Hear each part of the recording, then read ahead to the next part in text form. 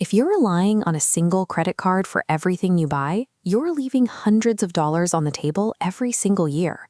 Relying on one card to do it all mathematically guarantees you are giving up cash you could otherwise claim. Most people pick up a flat cash back or travel card and call it a day. But credit card issuers intentionally build these products with clear weak spots across your everyday spending.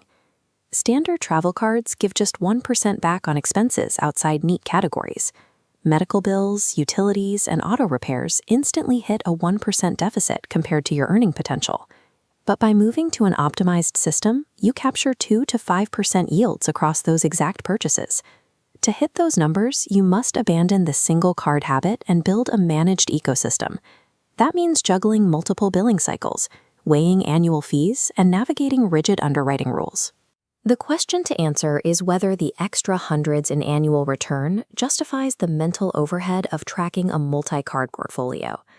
Building an optimized portfolio starts with the foundation layer, a card specifically designed to catch all of your uncategorized spending. Comparing a $20,000 annual spend on a 1% card against a flat 2% card, the difference is mathematically clear.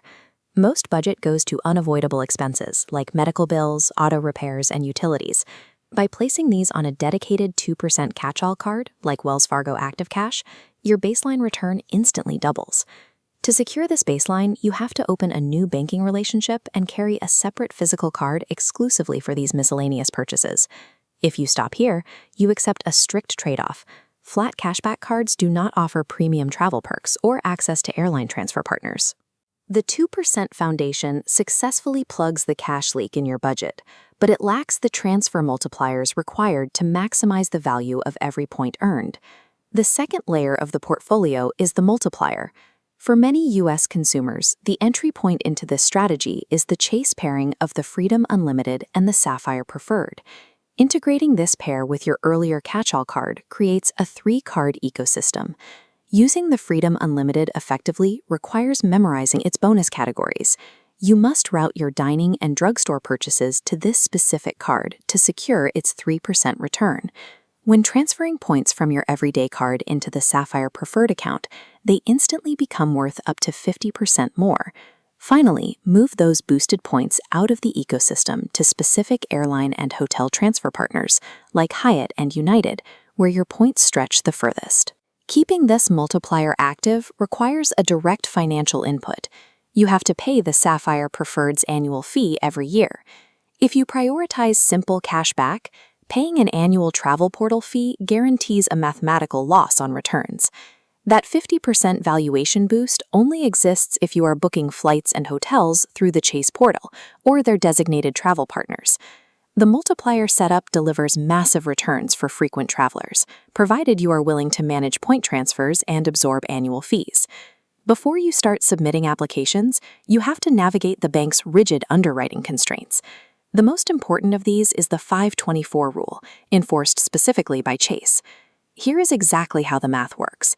If you apply for a 6th Chase card after opening 5 others within 24 months, you hit a wall. If you have opened 5 or more personal credit cards across any bank whatsoever in that timeframe, Chase will automatically deny your application for their multiplier products. This rule dictates your exact application timeline. You must build your Chase Foundation first before you consider applying for cards from competitors like Capital One or American Express. This means deliberately passing up lucrative sign-up bonuses from other banks while you establish your Chase accounts. Failing to plan your application sequence mathematically locks you out of the highest yield multiplier ecosystem for up to 2 full years. The entire strategy for 2026 comes down to a direct trade. You are exchanging administrative effort for financial return. To choose the right path, we map this decision on an evaluation matrix, plotting your tolerance for management effort against the total financial return. In the lower effort, solid return sector, we have the simplifier profile. This is the 2% flat setup. If you prioritize ease, want frictionless cashback to offset daily inflation, and want to avoid portal fatigue, you should deliberately stop at step 1.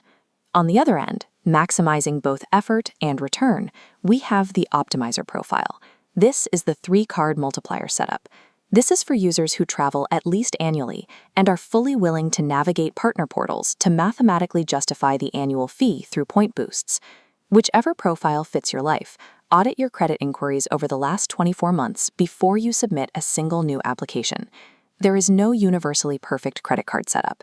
There is only the mathematically correct portfolio for your specific spending habits and your tolerance for management. Which combination are you currently running?